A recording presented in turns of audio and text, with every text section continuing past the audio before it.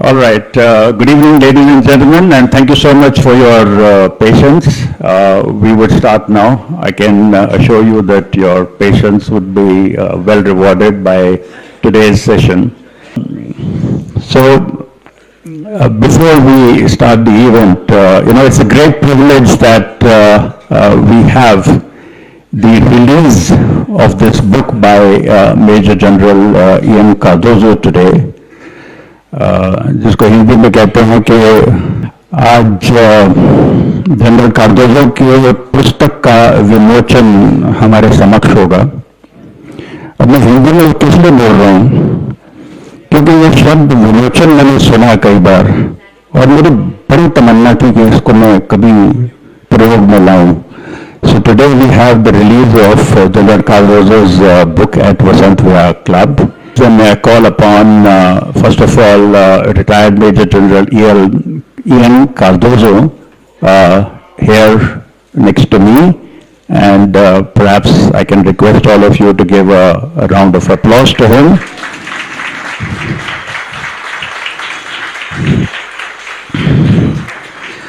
And in conversation with him would be the very well-known Maroof Raza, also formerly from the service background and now well-known TV and other panelists at various fora.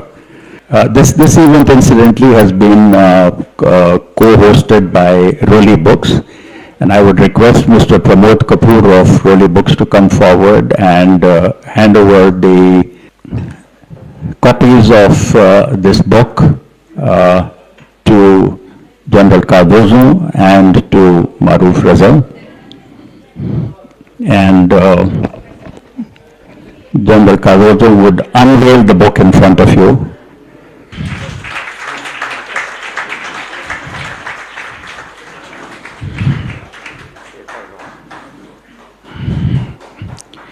And I would call upon our President, Lieutenant General Shankar Prasad, to come forward, and the third book would be presented to him.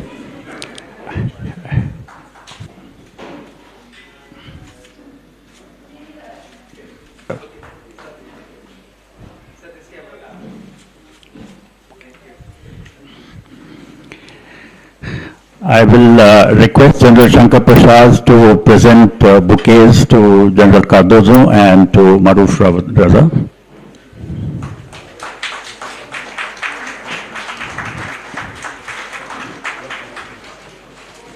And to Maroof Raza.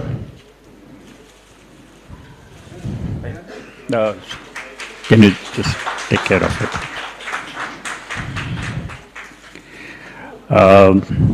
I request General Shankar Prasad to say a few words before I then introduce the speakers. Good evening, ladies and gentlemen. It gives me great pleasure, sir, to welcome you to our Vasant Vihar Club and our Vasant Vihar Society. It's a very unique honor for us to have you here today, sir. As my colleague said that this is a book club meeting. Technically, it is not a book club meeting. It's a book launch. And this is the first time in the Vasant Vihar and Vasant Vihar Book Club, we are lucky to do a book launch. And I hope really that we can do more book launches here, as Kapil has now become a member of a club who is the boss of the Roli, and hopefully more books will be released here for the benefit of Vasant Viharis. So it's a great honor and privilege to invite you and to be having you here this evening. General Cardozo is one of the icons of the Indian Army, and he's been a role model to a large number of us who are plus minus 4 or 5 years of him. In the entire army, he's respected the most general today. And for me personally, he's really been a role model from the day I joined the service. But interestingly, you have a personality in front of you today who is unique in most ways, in many ways. Here is a young lad who goes to join the JSW 12th course, doesn't know how to ride a bicycle. Can you believe it? And he rides a bicycle and falls and goes into a khud. The cycle becomes a complete wreck, broken. This man gets up and walks off. Nothing seems to ever happen to him. He then goes to become the Academy Cadet Captain of the NDA, 12th course, and gets a blue, what is called a blue in the Academy of Outstanding Sportsperson in hockey, in boxing, in swimming. Have I left any sport? I think all the sports that he played, he ended up non-bicycle riding fellow, becomes the Academy Cadet Captain, has a fight with the chief instructor there a couple of days before the passing out, on the verge of being expelled from the NDA. And why? Why would he be expelled from the NDA Academy Cadet Captain? Because he had an honor code. And he had given a word to somebody, and that somebody threatened him that you will be thrown out of the academy if you do this. And he insisted that he will. And the commandant was very pleased to say, you will still command the parade at the NDA, you will still get the silver medal. That's Ian Cardozo. On a personal note, he is 12th JSW, I am 21st NDA, exactly 4.5 years senior to me. I can't say I have many things common with him, but I have some of them. He joined the Able Squadron in the NDA. So did I, sir. I joined the Able Squadron as well. And he became, I was 21st course NDA, he joined the 21st course of the IMA. And I joined the 31st course of the IMA. So he has something quite interesting, which I've been following from my childhood. And then he goes on to get commissioned into the 5th Frontier Force Royal Gurkha Rifles. And lo and behold, I also joined the Gurkhas, the 3rd Alex Alexandra's own Gurkha Rifles. But his regiment, being royal, wore red lanyard. Rifle regiments don't wear red lanyards. All of us wear black lanyards and black buttons and badges of rank. That's where the commonality ended. Then he went to war. All of it will be discussed when we get along with the book. But suffice it to say that if you read this book, you will not be able to leave it. When I had a look at this book, I said, I just cannot leave it for a moment. And you will find it very absorbing. Do read the book and you will really get a feel of what the army is like. I mean, can you believe it? A man steps in a mine, his leg gets blown off. He tells his orderly in Nepalese, please cut my leg, it's bleeding badly, I don't have medical aid here. And the orderly Gurkha Johnny says, sorry, I cannot cut your leg. He says, the gig book quickly to me, I shall cut my leg myself. And here is a man who cut his leg himself. Can you believe it?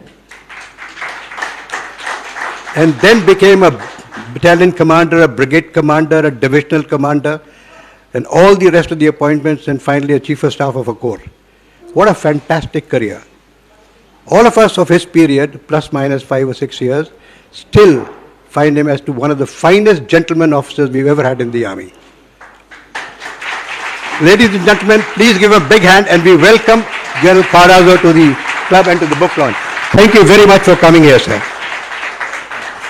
Maroof needs no introduction either. Maroof, you are welcome. But one thing unique about Maroof, you all know he's one of the finest TV anchors. He does this program every Sunday called Latitude from 9:30 to 10 o'clock on all the current affairs. But more importantly for today, and many of you may not be aware of it, that he's held the most coveted appointment in the Indian Army. What could that be? He is one officer who sat on a white stallion on a passing out parade at the IMA. Everybody marches. There's only one guy who sits on a horseback and looks at the parade. And that's the adjutant of the IMA. He was the adjutant of the IMA, riding a white horse on the passing out parades. Maroof, you're most welcome here. Thank you so much, General Prasad. He has given all the interesting introduction, which is with a lot of personal part. No, you've given the interesting part. I have to do the, I wouldn't say any less interesting, because I think nothing about General Cardozo is not interesting. But anyway, the more mundane parts, like General Cardozo was born in Mumbai, 7th August 37, so you can calculate his age. Studied at St. Xavier's School and College. And after a year at college, he joined the NDA in July 54, when he was awarded the gold medal for being the best all-round cadet and the silver medal for being first in order of merit. On being commissioned from the IMA, he joined the 1st Battalion, the 5th Gorkha Rifles, and moved to the Northeast Frontier Agency, also known as DEFA, with his battalion, where he was the first officer of the Indian Army to be awarded the Sena Medal for gallantry on a patrol on the Sino-Indian border in 1959. He took part in the Sino-Indian War of 1962 and was part of the team that re-raised the 4th Battalion of his regiment in the aftermath of that war. As part of the 4-5, he fought the Indo-Pak wars of 1965 and 1971.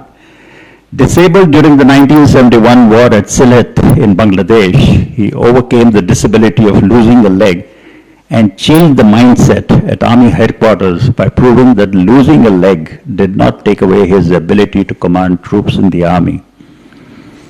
General Cardozo was the first war-disabled officer to be approved for the command of a battalion and a brigade. He thereafter commanded an infantry division on the line of control and retired as Chief of Staff of a corps in the Northeast. After retirement, he worked with an NGO taking care of persons with disability and was chosen by the Government of India to head the Rehabilitation Council of India. Author of Paramveer Chakra, Our Heroes in Battle, and graphic series on the Paramveer awardees. He has also published a book of short stories based on the 1971 war. And today, of course, he's unveiling this book called Cartoos Saab, which he will tell you why it's called Cartoos Saab. And of course, although everybody knows Maroof from television and other areas, but Maroof Raza is also a former Indian Army officer, well-known media commentator on global military and security issues. Mr. Raza's areas of interest include the Kashmir issue, Sino-Indian relations and insurgencies. His published works include Kashmir's Untold Story, Shaurya Gatha Bharat Ke Veer Senani, which he co-authored with Lieutenant Colonel Shodhan Singh, and an anthology of essays that he co-edited, Confronting Terrorism. He has also lectured in India and abroad on India's security challenges and on what India should do to become a great power. So without much ado, over to you, Maroof. Good evening, ladies and gentlemen. I think more important for me than being invited to this wonderful club, I've had the privilege of speaking here once. When General Shankar Prathal was also there, it was a lit fest, I think, and I normally avoid lit fests like the plague, because often lit fests are held in places where people don't read books. I don't think that will apply here, but I couldn't refuse the polite request from the very distinguished General Cardozo, who I've always held in very high regard. In fact, my TV series on Tales of Valor does have an episode with him in it, because I just found it's equally an act of bravery and valor to cut off your own feet without anesthesia and without any medical support with a kukri than charge into an enemy position when you're completely able-bodied with half a chance of getting back alive. But here, he had to do what he did. But more important, I think General Cardozo's life has been a life which in military circles, at least, and I hope after this book, more people will know that the military requires a member to follow a particular code, a code of ethics, a code of honor, a code of behavior, which gets the best out of a man. And General Cardozo is a living example of that. We have the very distinguished General Shankar Prasad here also. But there are many men I know here, I've met some fleetingly who've worn the uniform. And I'm not trying to say that a uniformed man is very much more superior to a man who didn't wear one, But those who consciously, and ours is a volunteer force, so those who consciously make this choice.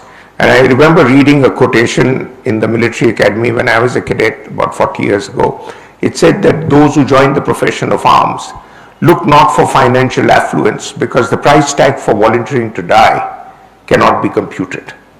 And I think that goes for the bulk of the people, because they tell you in the academy, where I had been an instructor too, that son, we didn't call you here.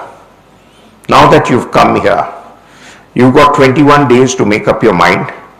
And in those 21 days, if you don't quit, then we've got you for 21 years or more.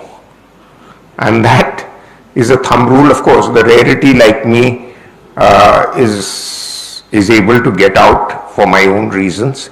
But I'll go straight to General Cardozo, sir.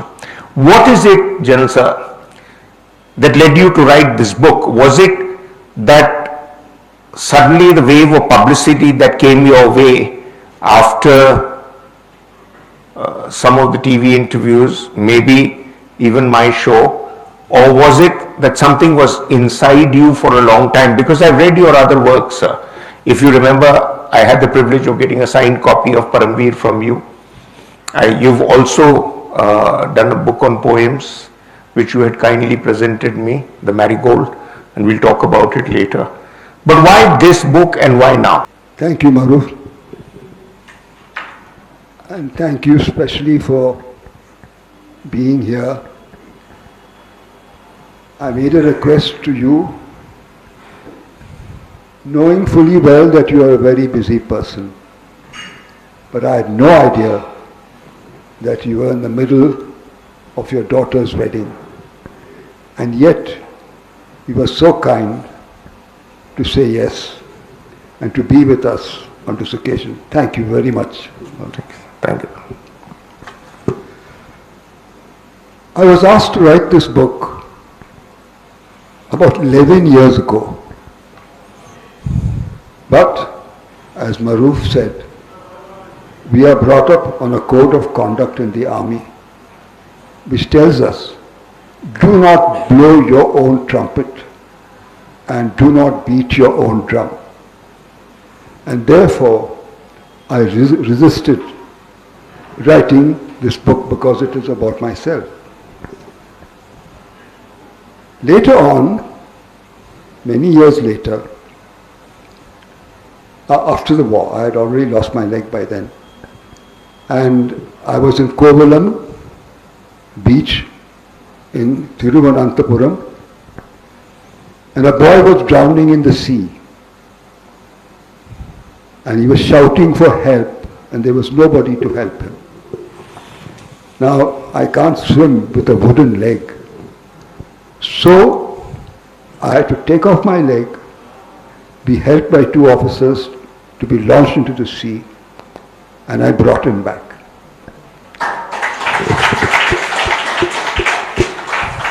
There was a huge crowd on the beach watching this drama, and they were astonished to find that I had only one leg.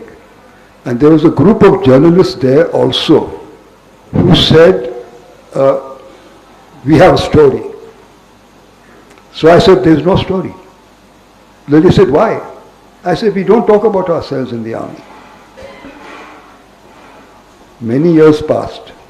And then I realized that maybe the reticence by the armed forces about talking about themselves denies them the credit that they deserve. And that one instant not only denied the army of credit because I happened to be an army officer, but also the world of disability, because it was a disabled person who rode above the non-disabled to save a boy from drowning. And then I thought that maybe we need to have a rethink. And as Maroof said and others have also said, the man in the street in India knows very little about the army.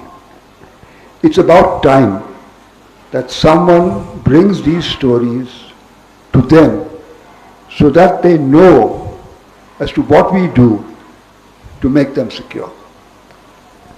And also, this book is not about me. It's not only about Ian Cardozo. It is about the other officers of the army who have led similar lives. And I felt it was my duty to bring my life and theirs to the public domain so that you know what this is all about. Let me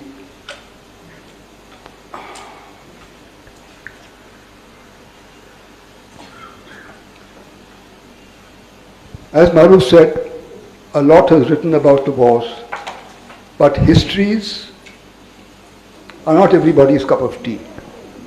And I felt that perhaps, I also felt that perhaps everybody loves a story, and this book is a 14 chapters. Each chapter is a story by itself. And also, this book tells, each chapter has a message, and that message is for the reader to find out what is that message. Life in the armed forces has its ups and downs, its laughter and its tears, life and death. But we are taught to take each day as it comes. And therefore, we know sometimes that somebody said, or Maroof said, that we are not superior to others. But I would like to put a thought in your mind. Soldiers live in the shadow of death. And nobody more than a soldier understands the gift of life. And that's what this book is all about.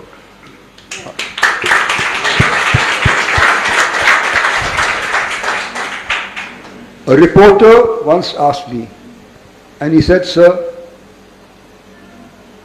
about all that has happened to you, having lost a leg, etc., would you like, if you're given a chance to live your life all over again, would you join the army once again?"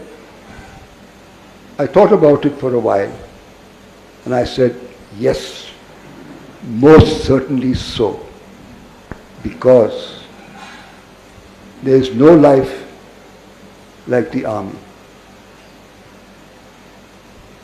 We go into battle, it's a privilege that no other human being ever has. I'll talk about that later.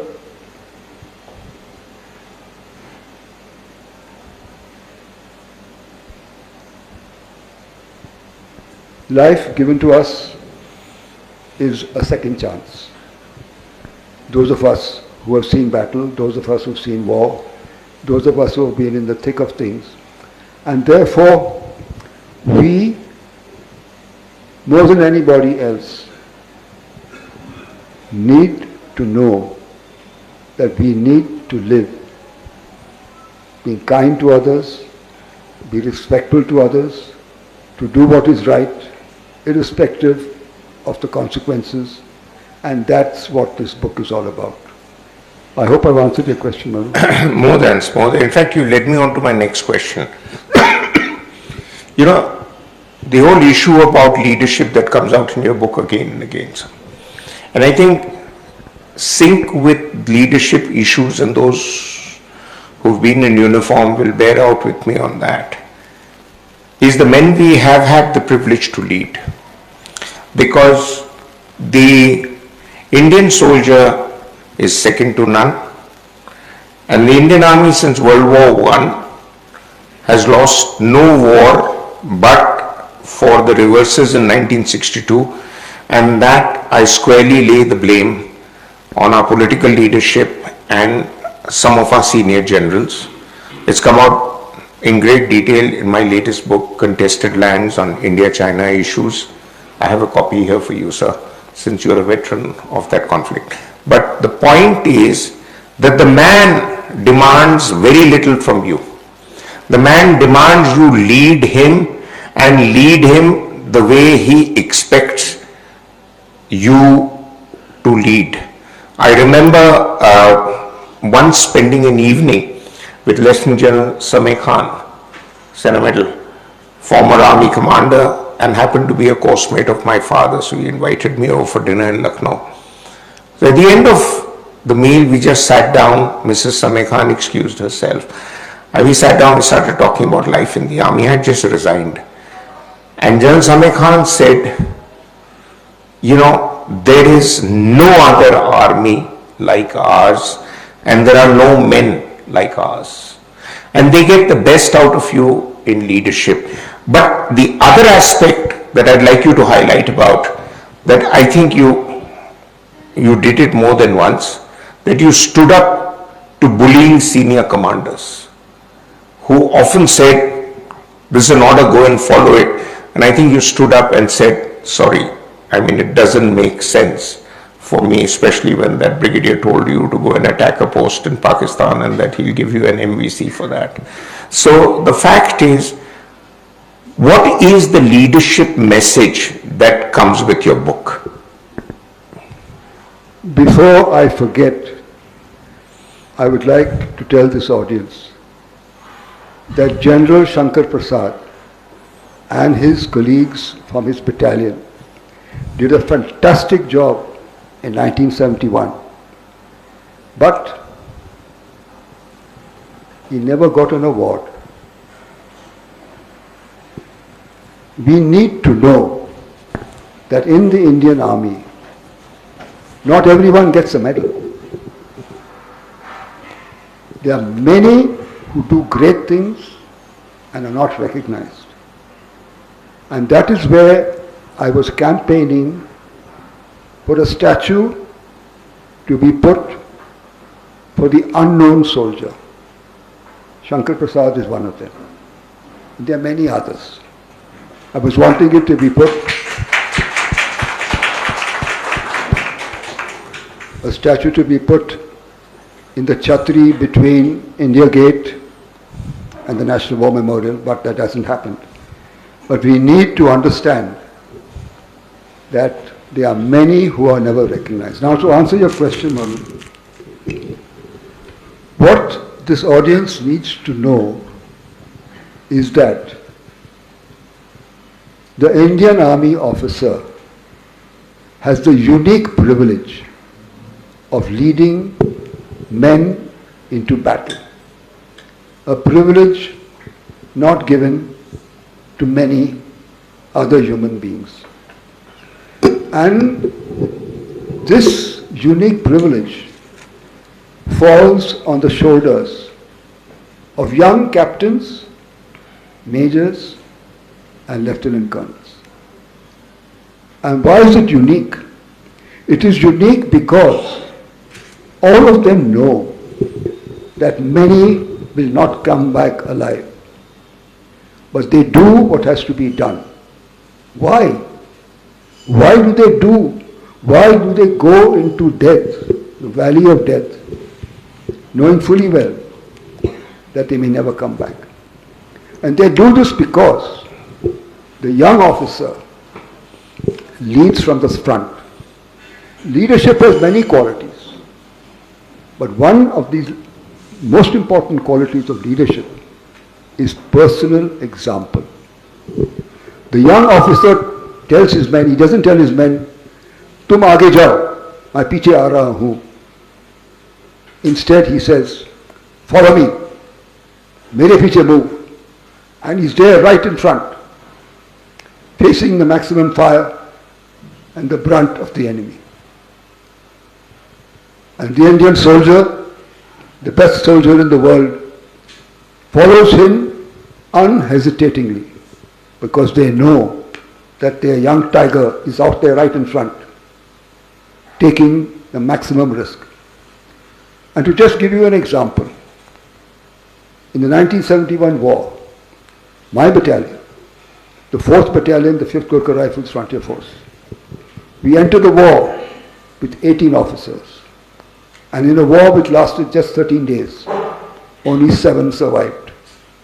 4 were killed and 7 were badly wounded. And the 7 who survived also had minor wounds.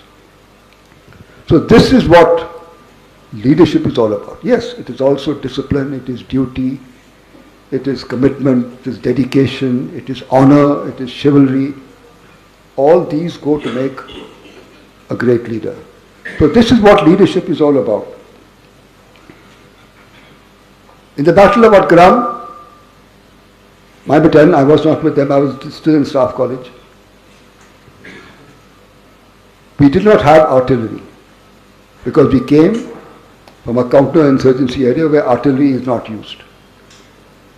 And the CO, a very brave, courageous officer, Lieutenant Colonel Arun Bhimrao Harolikar, decided that since we don't have artillery, we will use our kukris. And he launched a night attack, the last known kukri attack in modern military history. And that night, when the battalion fell upon the enemy with a war cry of Ayo Gorkhali, many heads fell. 21 in fact. And those of the enemy who survived ran back and told their comrades, don't mess with the Gurkhas because you're liable to lose your head. And then after that, now the trouble with the army is that if you do well, then you're given another task, and another task, and another task. And we were then asked to capture another feature which another battalion had failed to capture. Again, we went in, captured the feature. By this time, we had lost 3 officers, including the second in command, and 4 officers wounded. So only 11 survived. 11 were left out of the 18. And so the CO asked for time to regroup and reorganize, and the brigade commander gave him time. But there was a corps commander called General Sagat Singh, one of the finest strategic commanders this army is known, who belong, and Shankar Prasad belongs to the same regiment, 3rd Gurkhas. And he said, send the Gurkhas. I know they will do what is required. So the brigade commander said, sir, they have suffered heavy casualties. They need time to reorganize. He said, no, there is no time. And so, in the army you can protest up to a point, but after that, orders are orders. And we went in the first heliborne operation of the Indian Army to capture a feature, a place called Sylhet. The CO knew that the information that the corps commander had was that the brigade, the Pakistani brigade holding Sylhet, had moved for the defense of Dhaka. It had not moved. It was still there. Worse still, another brigade came to reinforce that brigade, to reinforce Sylhet. Now perhaps you don't know what is a battalion, what is a brigade, what is a division. A battalion consists of 1,000 men, approximately, less than 1,000 men. A brigade consists of 3 battalions, so 3,000. So there were 2 brigades, 6,000. What we did not know was also that the Sylhet garrison was also there, with another 2,000. So we were there about 8,000 and we were 384. We were fighting an enemy 20 to 1. We fought them for 9 days and 9 nights. We had no food, we had no water, we had reduced ammunition. But we fought them till the end. And finally, on the 15th, when they came to surrender, they were shocked to learn that we were only, by that time, 352. And we were shocked when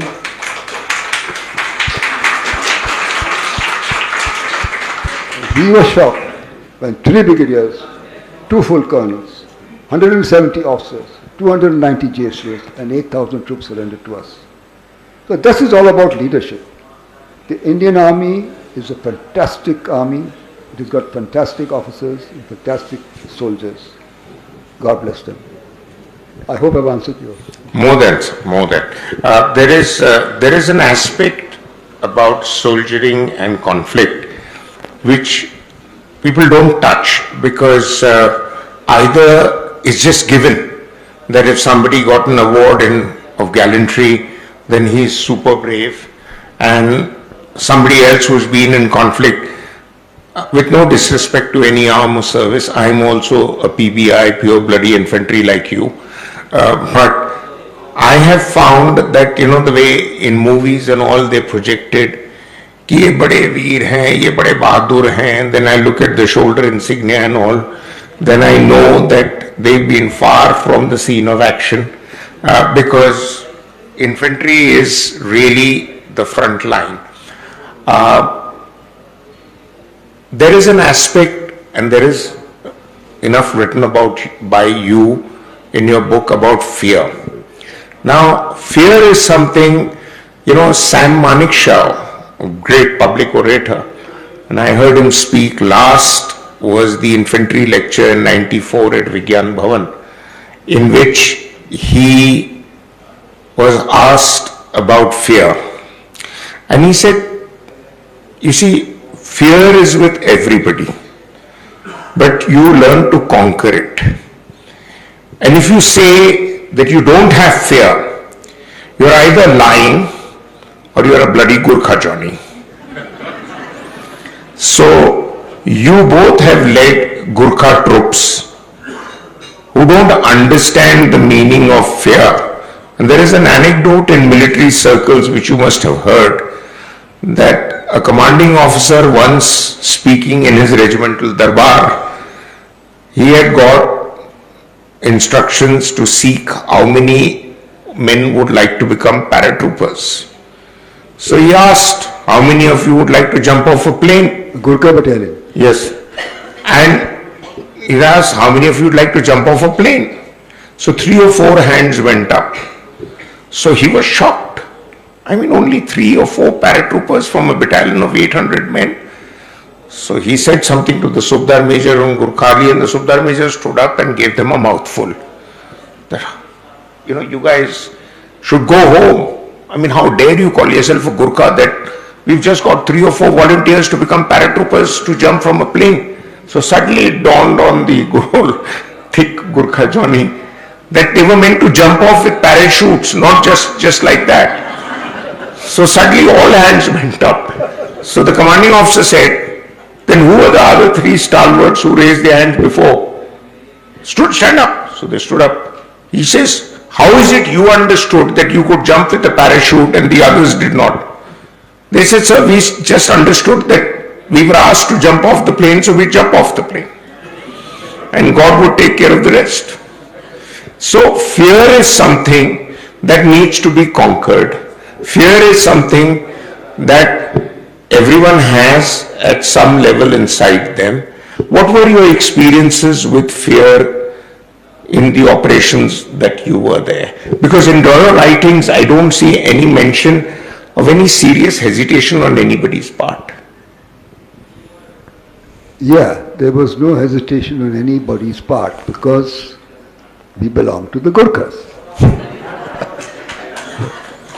So, I mean, there are officers here from my battalion, from my regiment, officers' families. It all starts right from the beginning when we joined the academy. And the academy tells us, country first, soldiers next, self last.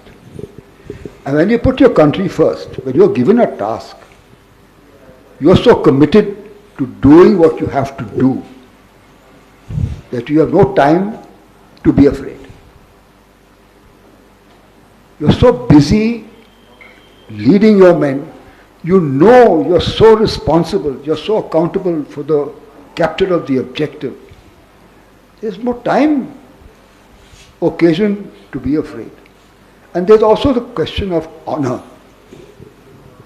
My honor, the honor of my regiment, the honor of my battalion, the honor of the Gurkhas, your regiment, Jats, Gurkhas, Sikhs, Marathas, whatever. The honor of India. If I fail, I will be dishonoring my battalion, my regiment, my country. I can't do that. I'd rather die. And then there's also the question of self-respect. How can you fail in your duty and look at yourself in the mirror? Discipline. But the most important quality, I think, is the word love. Now many of you might say, what does this Fauji know about love? But it is on the altar of love that men and women in uniform place their lives in the line of fire and disappear in the smoke and fire of battle.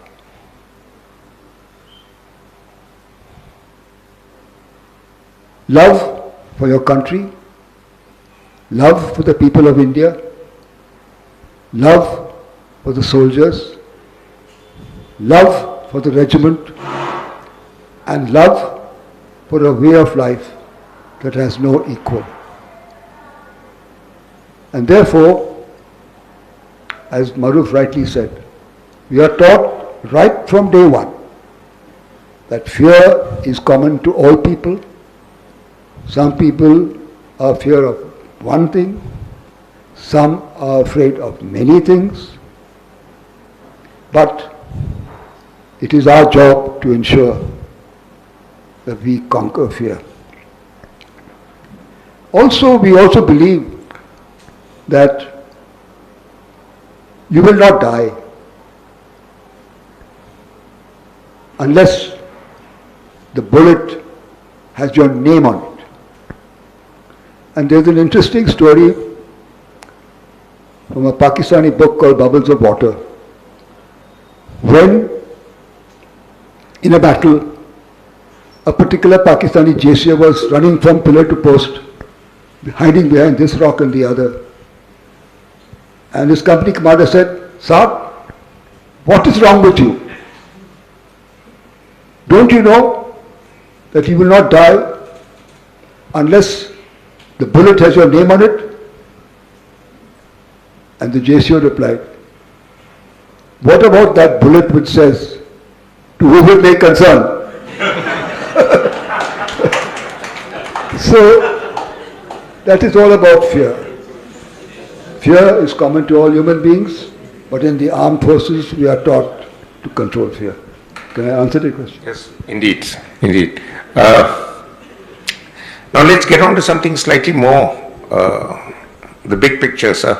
One is, of course, how you were able to overcome what the army calls disability. I have a problem with the Adjutant General's branch and the way they designate disabled and then they decide or deny them the benefits because they are disabled. There is an officer, some of you might know, his name is Major D.P. Singh. He's known as the Blade Runner. He runs the marathon because his one leg is chopped off below the hip. He still had a long struggle to convince the authorities in the army that he was disabled. Why? Because at the point when his medical records were being made in Kargil conflict, the doctor did not, that certification did not say he was disabled. Later, he was fully, I think 90% declared disabled or whatever. The point is that disability was a limitation till men like yourself and somebody else who I hold in great regard, General Yogi Sharma, stood up against disability because you said, you want to test me with one leg, I will do route marches. Those who are unfamiliar, route marches are pretty long. They could be anything from 10 miles to 40 kilometers or even more, and at a certain pace. I mean, you are not going for a stroll. The second thing is you are expected to undertake the usual tests that infantrymen are required to do, the battle physical efficiency tests, you have to do obstacle courses, and you have to be able to fight a battle after that. What was your personal struggle in trying to get them to accept that your disability was not a disability to command? Thank you, Maroof. After this 1971 war, up to that time, the army did not have a policy with regard to persons who are battle casualties. The policy, in fact, since World War II, stated that no person who has lost a limb or is disabled will command troops. So there was a great uncertainty in our minds when we were in hospital. We did not know what would happen to us. We lived for the moment. I'm not saying what we did was correct, but we were all young at that time, bursting with energy, irrespective of the fact that we lost a leg or a hand or an eye or whatever. And we were all in Pune, living our life to the full, living beyond our means, going to money lenders and getting money at exorbitant interest. On our crutches, we were on the race course, we were at the bar at the command mess, we were at the tennis courts watching tennis. We were everywhere. And then we were told, it came the time for our discharge from hospital, and we were encouraged to take invalidment out of the army. They said, if you get invalided out, you will get free education for your children, you will get a pay equal to your pension equal to your salary. If you are lucky, you will get a gas agency. If you are educated, you can get into the IAS or the IFS or whatever. But for me, I didn't join, as Maroof said very rightly, we didn't join the army for money. There was no money in the army, there never is, there never was. We joined for a way of life. And that life, to me, pointed out to returning to my battalion, to the Gurkhas, to the Johnnies who I mean, it was a life I loved. I loved the regiment, I loved the Gurkhas.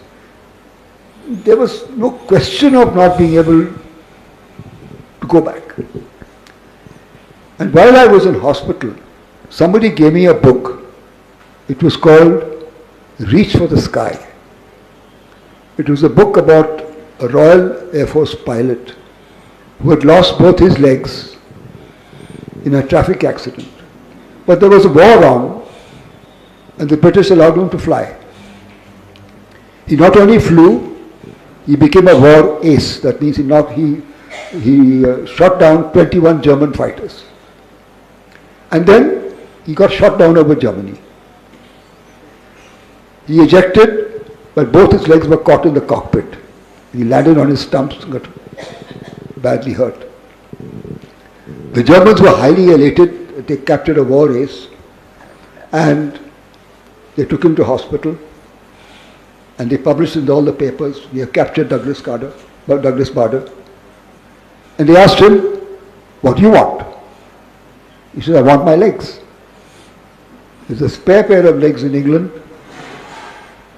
Get an understanding to fly a Dakota to drop my legs here. That's what I want. That was arranged. His legs were dropped. They gave him his legs. What did he do? He escaped.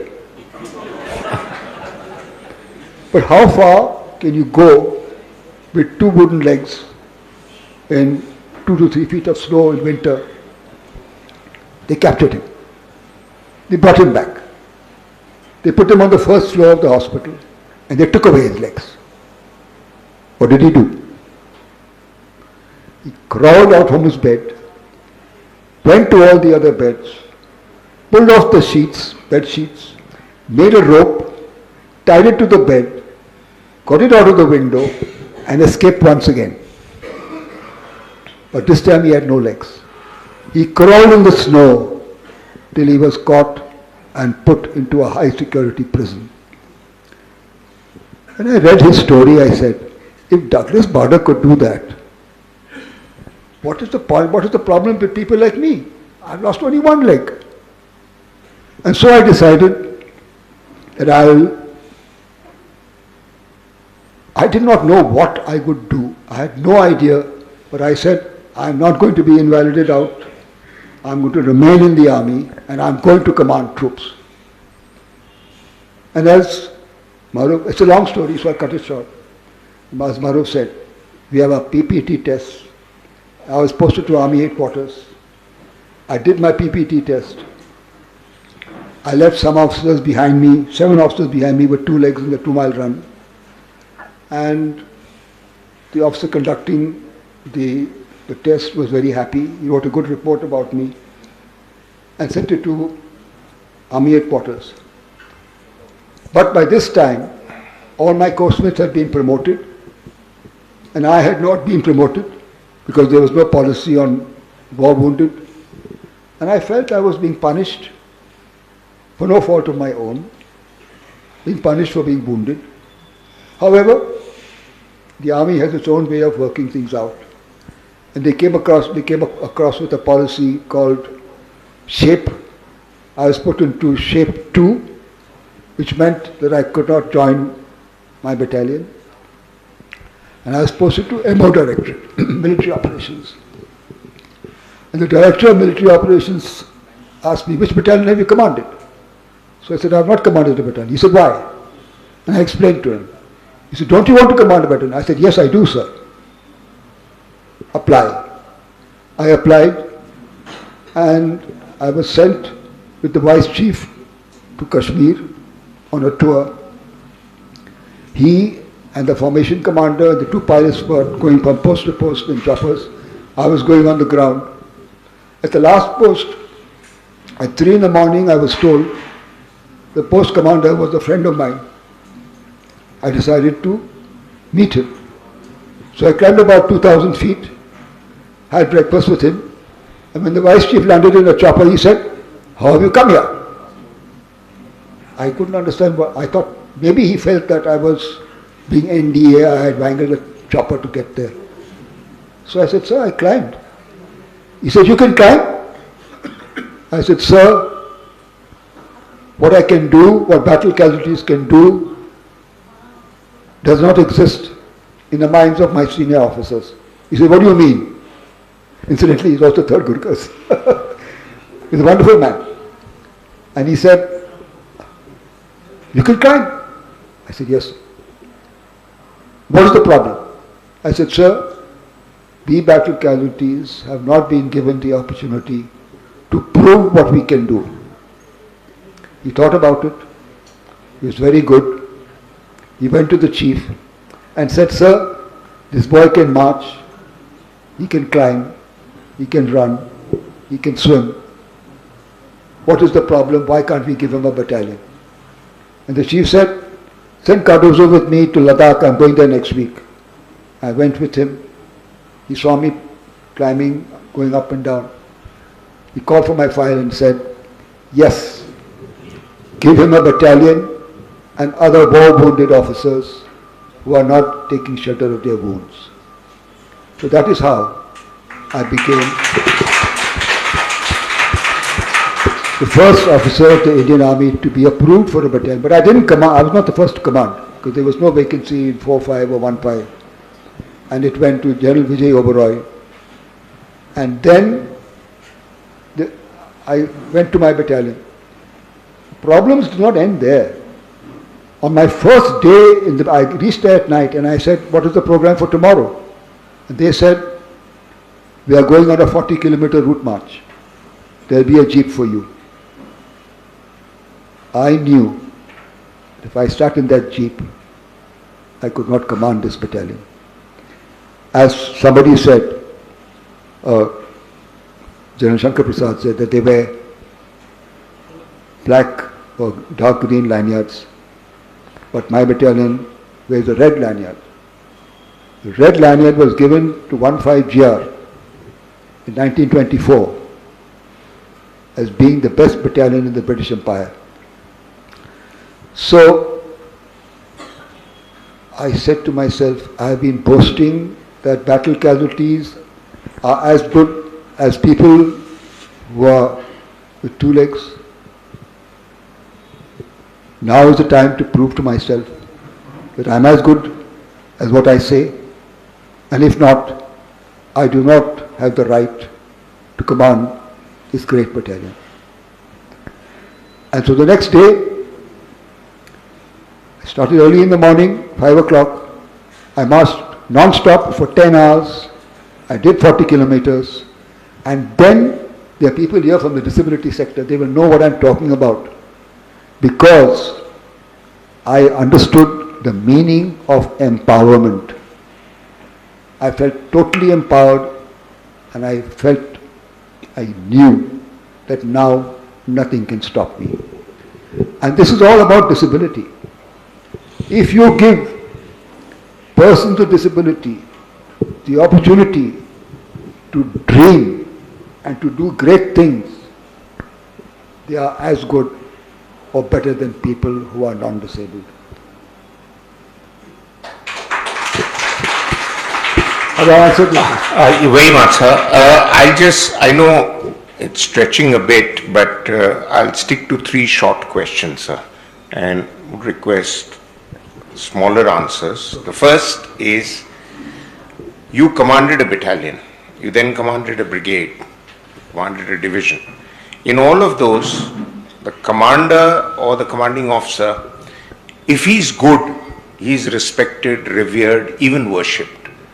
In military circles, commanding officers are often called gods with a small g, because you're like a tribal lord. If you won the faith of your men, they'll follow you to death and back.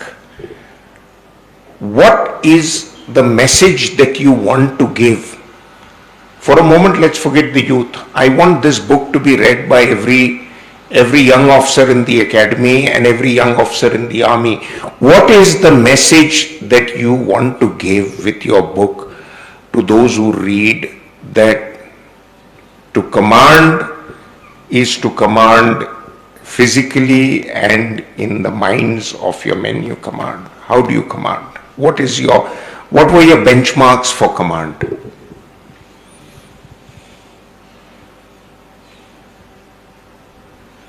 I think it is many things. One is to do what is right, irrespective of the consequences. And as you have said, I often stood up to authority, and I used to come home and tell my wife Priscilla, pack up and be ready. I don't think I'm going to last out any longer over here. But let's accept that the army is a great organization. If you stand up, firstly, it allows you to speak. Yeah, you got to accept the consequences. But it allows you to speak, and it recognizes merit. So, do what is right, that's the first message, irrespective of the consequences. The second, actually it's the first, put country first and self last. And when I got my Sena medal, Sam Manekshaw, I am from his regiment, I asked him, sir, any advice? And he said, do what you love. Everybody doesn't get the opportunity to do what you love. But he said, if you can't get what you want, to do what you love, then love what you do. Because when you love what you do, you will be the best in that particular field. And you will be happy. Because every human being has got only one subconscious aim, and that is to be happy. So do what you love what you do not be afraid, and never give up. Sorry. It tells us, this book tells us, it talks about the women in the army. And the message is that army wives and army mothers are the backbone of the service.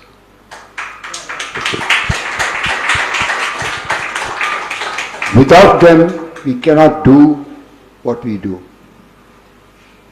My own wife was not only a wife, an army wife, she was also an army mother. And she brought up my 3 boys. She was the father and mother of my boys. And that is what most army wives have to do. They have to be mother and father for their children. So, there is a chapter on this, which I would like you to read. It also tells us that life is a gift from God. And people who are in uniform, who live under the shadow of death, realize how important it is to be alive.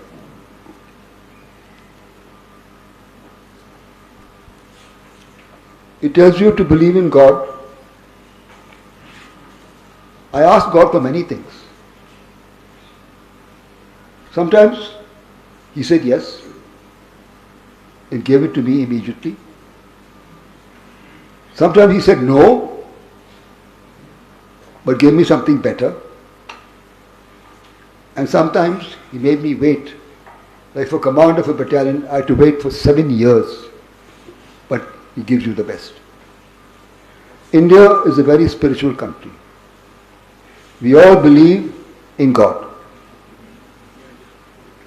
in our own faith, and we have what is known as Dharamstal, where the Gurdwara, the Mandir, the Masjid, the Girjagar, all located together.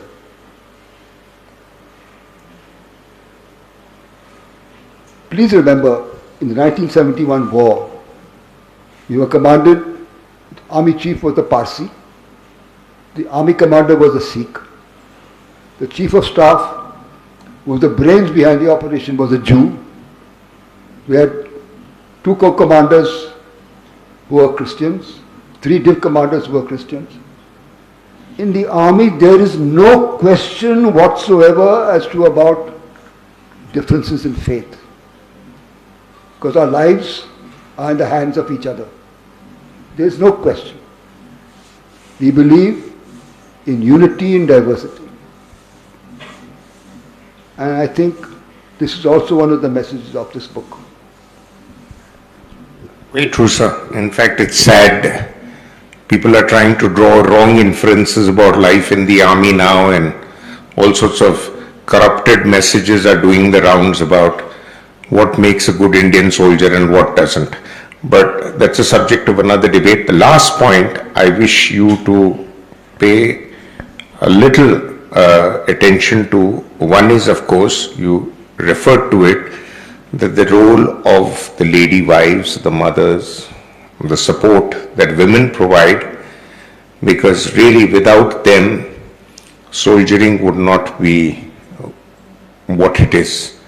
They often don't get the credit, and when they do, they get it in such an orchestrated manner that it doesn't really convey the real meaning.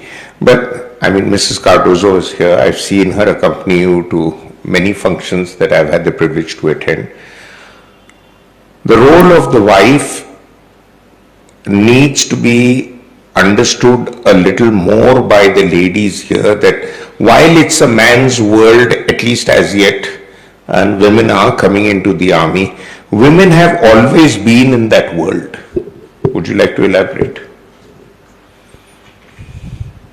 I don't think there is any need of further elaboration, except to say that I was mostly in operational areas because I used to volunteer. So my wife was mother and father to the kids. School started at 7:30. She used to put them in the car, take them to school, put them in the swimming pool, before class, after class. She used to play basketball with them. She learnt their songs, and she was called Hard Rock Mom. This is what is the role of the women of the Indian Army as wives, as mothers. And I don't think they have got enough recognition. Is there, is there a book I gave you on the marigold? Oh. Here it is. Yeah, I just, do I have time to? Please, please.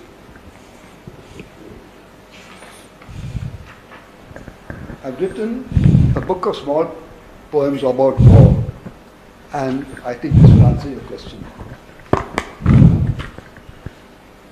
It's about an army wife. She's waiting, she's a wife, she's a mother, and she's a sister. And she's waiting for her men to come back. She sits beside the window, looking up the village track, praying hard to God Almighty that her men will soon be back. Husband, sons and brothers have answered India's call. They went to fight our battles. Her family offered all. Her men fought fierce battles, and the rivers ran all red. The ground is soaked and sodden with the blood of all her dead. She then received a message that her men return no more. Her men are past recalling. They have crossed the distant shore. But she hopes there's been an error, and her men will come back home so she can end her endless waiting. She can stop her endless waiting and not be left alone. So she sits beside her window, looking up the village track for her husband, sons and brothers, but they won't be coming back.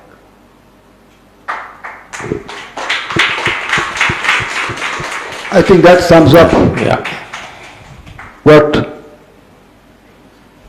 women in the army is all about. Indeed. In fact, it's a great tribute to the women. On a lighter note, I once read in a book called The Officer's Wife that the army, if the army thought you needed a wife, they would have issued you one. But whatever you need, they issue you. Beyond that, you have to go out and get it for yourself. On that note, thank you very much, sir. I think your book will make a superb read. I promise to get it reviewed in various publications that I'm associated with. And I'm sure sooner than later, it will be read by more and more people, both in the military and in the civilian world. Congratulations, sir.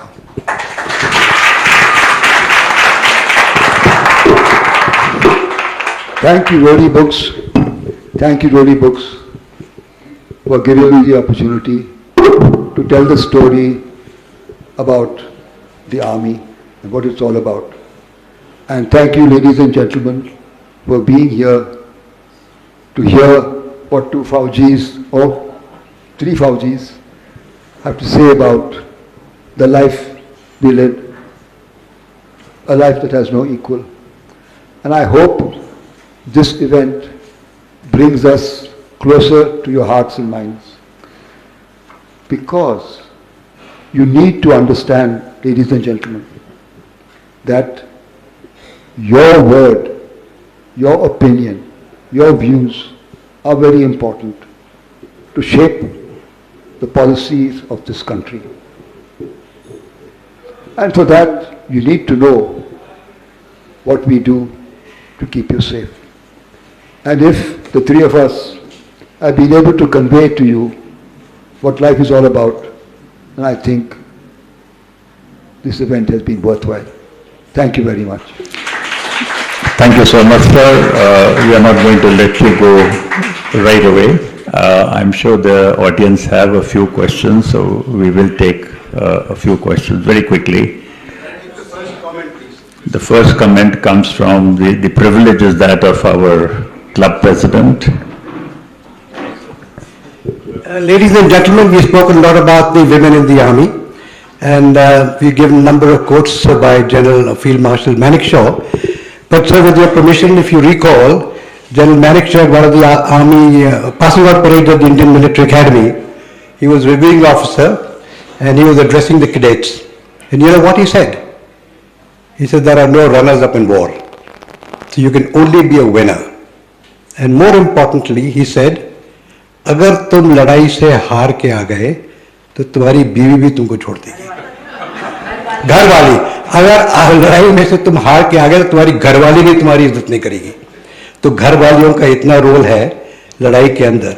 Mrs. Cardozo, my wife, they've all been through this. And if he had come back lost, they would have left us. Thank you for this. Thank you. Thank you. So as always, Deepak Bhalla gets the privilege of asking the first question. Sir, it is a privilege to have an interaction with you, and your views on the Pakistan's Operation Searchlight and Operation Genghis Khan, how India helped Mukti Bhani and the Bangladesh liberation to counteract that Searchlight operation, and how India handled that Operation Genghis Khan. That's all from today. Thank you. I think we're running short of time. So please read my book, 1971, Stories of Grit and Glory. It's all about the war. And what you rightly said, it's all there. Thank you. Thank you, sir. That was an exhilarating account of the army. You talked a lot about the army in the Bangladesh war. Do you have any word about the role that the Air Force played? The role of the Army and the Navy and the Air Force all were equally responsible for what General Shankar Prasad said. There is only victory in war. There are no runners-up. It was the Indian Air Force which blew the Pakistan Air Force of East Pakistan out of the sky. Without the Air Force, the Army would not have been permitted or allowed or able to conduct land operations. We could do everything thanks to the Air Force. Crossing rivers, fighting along with tanks, seaborne operations, heliborne operations. Without the Air Force, it's not possible. The message of this book also is about the principle of war of cooperation. Army, Navy, Air Force. What the Navy did is something phenomenal. I don't think we have time to talk about it. But what the Air Force did, without the Air Force, we could never have won this war. They helped us to do what we could do. Otherwise, it would not have been possible. So, thank you for your question, and I'm glad you brought it up. Why is this book called Cartoos Saab? You know, in the army, all of us get names. For instance, Army Commander K.S. Bra, he's called Bulbul Bra. General Francis Dias is called Dick Dias. His name is Francis Dias. He's called Dick Dias. Lieutenant General Christopher Barreto is called Bobby Barreto. Sandhus are called Sandys. Randavas are called Randys. So everyone gets a name. I and my son who followed me into the regiment, we are called Cardo, Cardi, Cartoos Saab. And somebody said Cartoos Saab. I like that. And so I called this book Cartoos Saab. That's what the Johnny Gurkhas. Thank you very much, sir, for your evening, devoting the whole evening to us. And thank you, Maroof, for being here. Those of you who wish to get the book signed, the General would be quite happy to sign those books again.